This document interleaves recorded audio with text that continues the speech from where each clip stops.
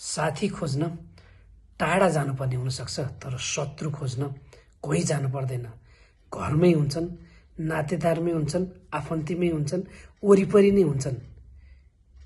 के आजभोलि तपाईँले पनि यस्तै पोस्ट र भिडियोहरू सामाजिक सञ्जालमा देख्ने गर्नुभएको छ? पक्कै पनि यस्ता खाले थुप्रै भिडियोहरू, पोस्टहरू आजभोलि हामीले देख्ने गरेका छौँ।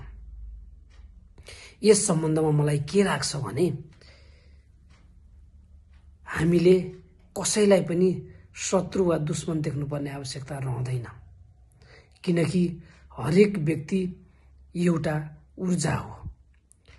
जसरी आगो एउटा ऊर्जा हो, पानी अर्को ऊर्जा हो, हावा अर्कै ऊर्जा हो, त्यसै गरी हरेक व्यक्तिहरू आफआफ्नो गुण बोकेका ऊर्जाहरू हुन्।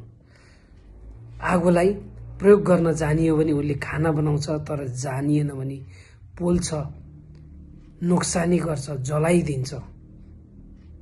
त्यसै गरी हरेक व्यक्तिको गुण हामीले चिन्न, बुझ्न र त्यससँग कसरी व्यवहार गर्ने हो, कति नजिक ल्याउने हो, कति टाढा राख्ने हो, कति बेला ल्याउने हो र कति बेला नल्याउने हो भन्ने कुरा बुझ्न, थाहा पाउन र व्यवहार गर्न सक्यौं भने कोही पनि आफन्त, कोही पनि नातेदार, कोही पनि वरिपरि भएका व्यक्ति, कोही पनि छिमेकीलाई हामीले दुश्मनको रूपमा परिभाषित गर्नु पर्दैन।